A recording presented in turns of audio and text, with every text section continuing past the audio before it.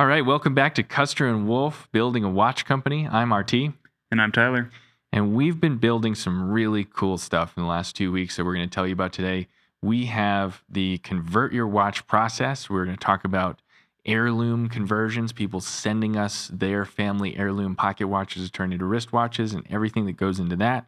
And then we're also going to talk about these beautiful watches right here on the table that we call the Victory Watch.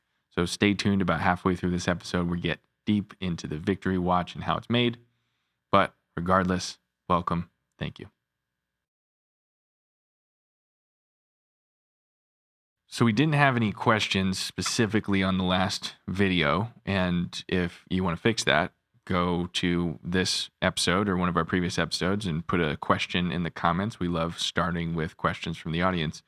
Our number one frequently asked question, though, that I feel like we can and should never stop talking about is, can I send Vortic Watch Company my grandpa's pocket watch? Or can you convert a family heirloom pocket watch into a wristwatch? And the answer is yes, 100%. And I thought it'd be cool to talk a little bit about the background of that, because can you remember the first time we were asked that question? Like when we put this idea of taking a pocket watch and turning it into a wristwatch on Kickstarter in 2014, I don't think we talked about that. I don't know if we didn't know that was a thing. I didn't have any pocket watches in my family. Neither did I. My grandfather had a couple pocket watches, but they weren't the right size. Sure. I do not recall ever talking about that, honestly.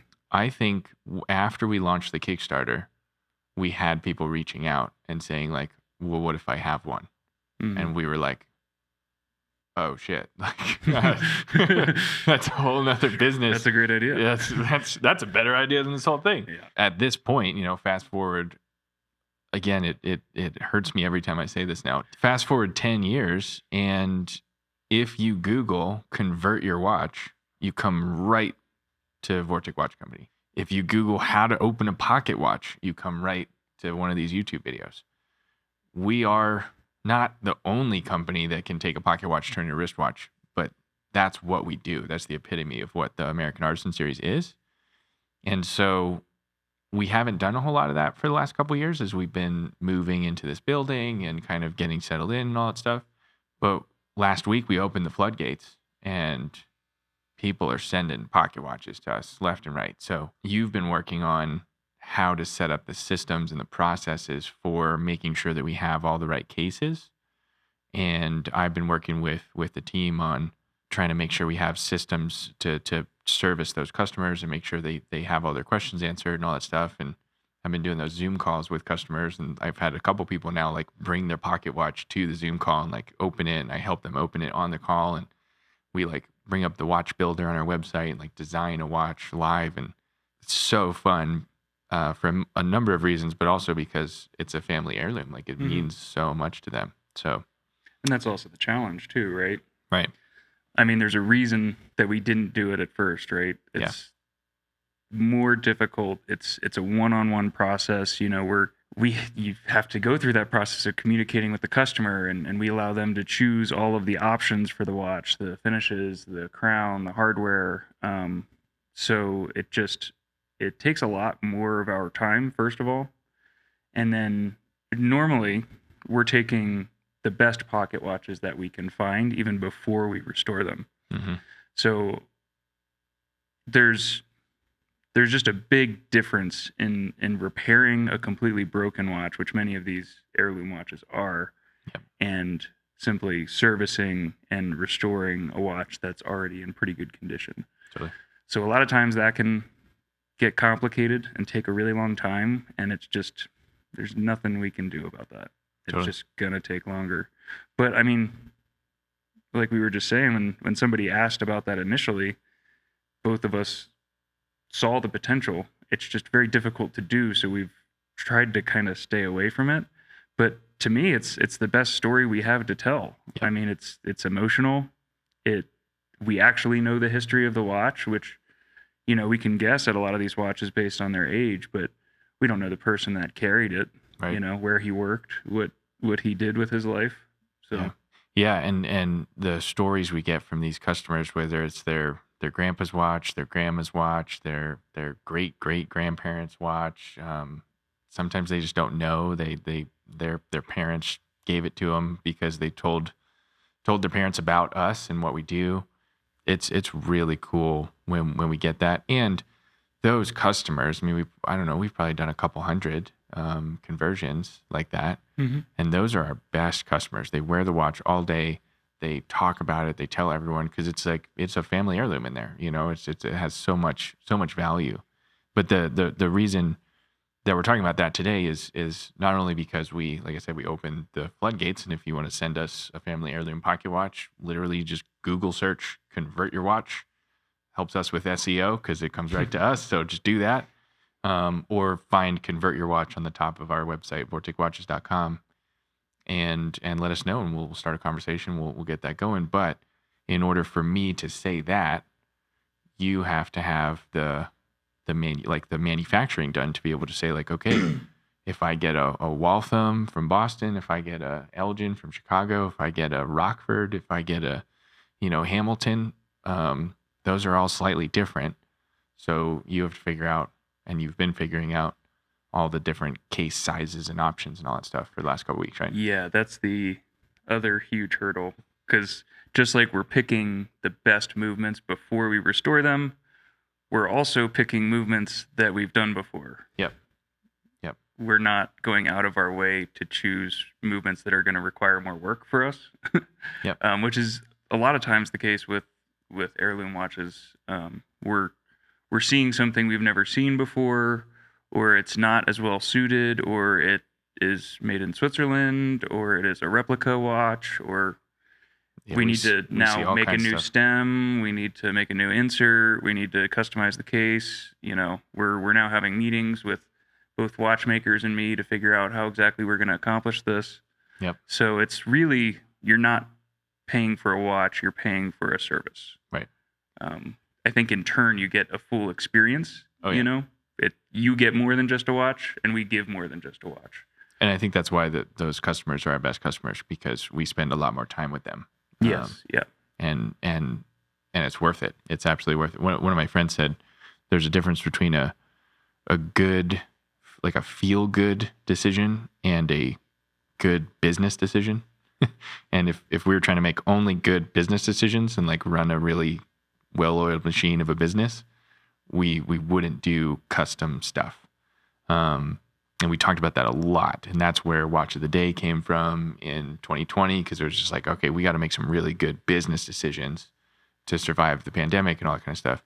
But then it's like the feel-good decision is somebody brings us a family heirloom and they trust us to keep it an heirloom and make it wearable. I don't know. I think we decided recently that it's 100% worth the trade-off of that time, because like you said, it's just the best story that we have. This brings to mind something. I think you sent it to me the other day. It was, sometimes startups have to do things that aren't scalable. Mm-hmm. Sometimes it makes sense to do things that aren't scalable. The Heritage Edition, or the Heirloom Convert Your Watch, we could not do 10,000 of those in a year. No. That is impossible. No. It is not scalable. Yep, that would not be a good business decision.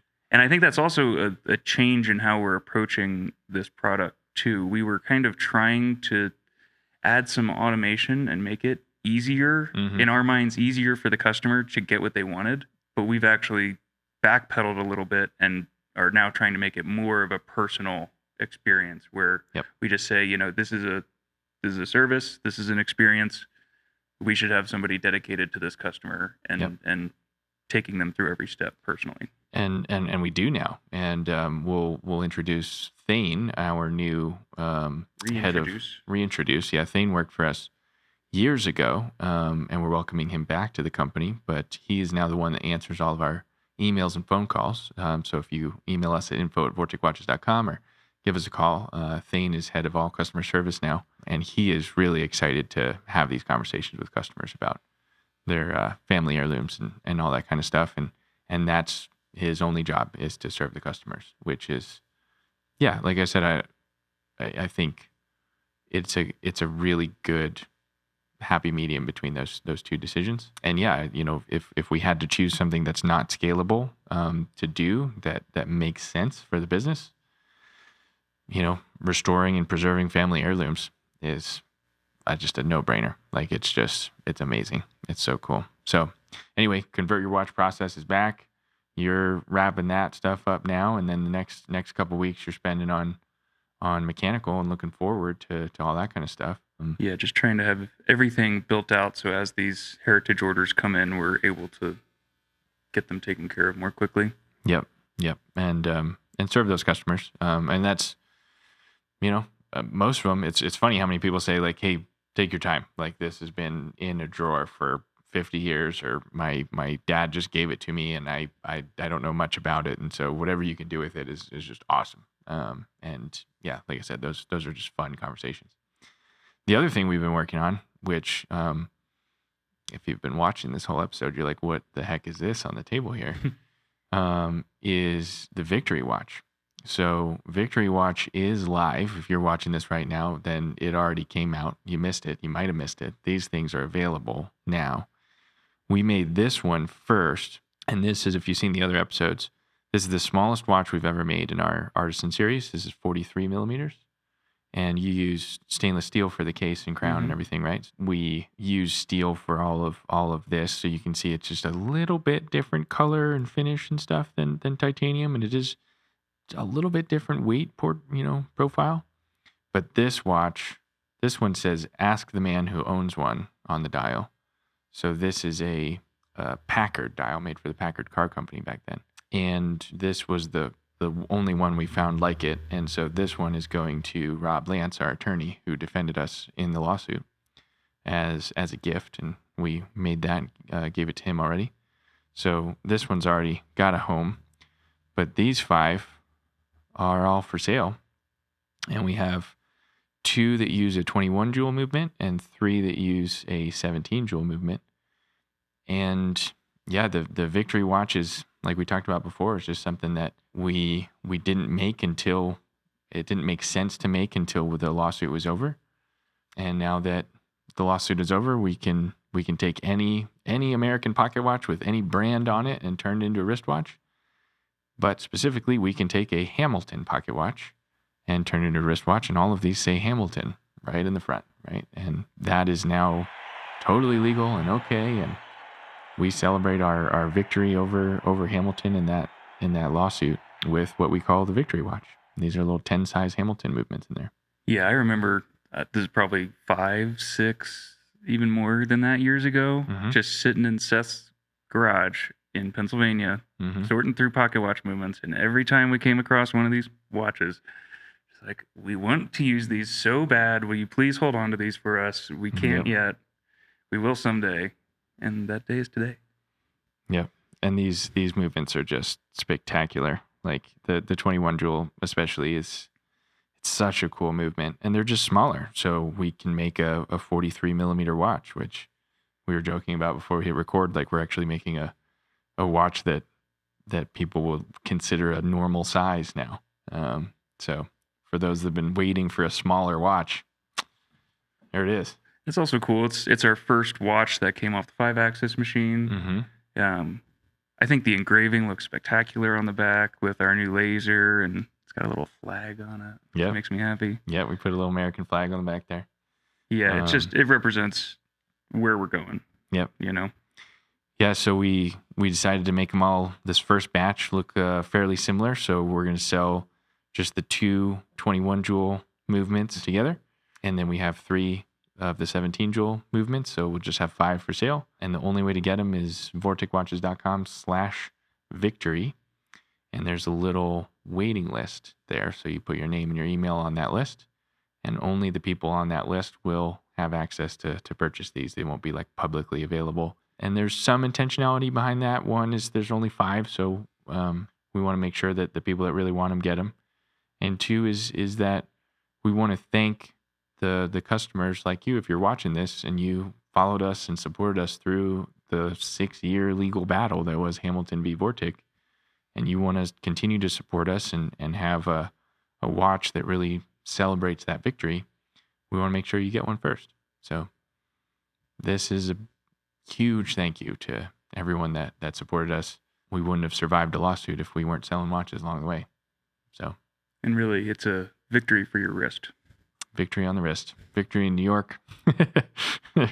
It's also just like a really classic, elegant watch. Like these are. Yeah, I want one. Yeah, we haven't talked about do we get one yet. Yeah, there's more than us here, I think, that won't. Yeah, the next batch might stay internal. I don't know. William's hinting back there. Yeah. We need to sell these, but I'm okay with making another batch. And we got more in process. We can make more of these, and that's cool. They are rare, but not like any more rare than some. It's I guess probably similar to the military edition, and we can probably make like 40 or 50 a year. We'll find out. That's the goal. We're kind of winging it with the victory. Yeah. So we'll see how it goes. Yep. I mean, we've been winging it this whole time, and it's worked out. You're not gonna believe this. Yeah. So we don't actually know what we're doing. But we learn every day, and man, is this, I think, the epitome of what we learned in that 6-year legal battle is this is what people want, and this is just an awesome watch to tell the story. So, anything else to talk about today? It was I'm putting more of a focus on case finishing. That's been kind of my side project / main project for the last couple of weeks. Cool. So we bought some equipment, and it'd be cool to get some footage of that once we actually figure out how to use it. Totally. Yeah. I think we can incorporate that. And I think the cases that you've been making recently, like these, especially coming off the 5-axis, are just amazing. So we'll see. We'll see what the customers say, see what the customers think. If you are not on the list, you will not have a victory watch on your wrist. Yep. Awkward pause. And then, just to end it there. Yeah. Hard stop. So anyway, that's everything we wanted to share with you this week. Over the last 2 weeks, we've worked a lot on the convert your watch process, having people send us family heirlooms and turn them into wristwatches, and the Victory Watch. If you want more information on the Victory Watch, go to vorticwatches.com/victory. The Victory waiting list is on that page. And then, you can also sign up for our email newsletter at any point, and definitely make sure you subscribe here on YouTube so you can see all the next iterations of things that we're working on. Regardless, thank you so much for following along. Thank you for supporting us, and we'll see you next time.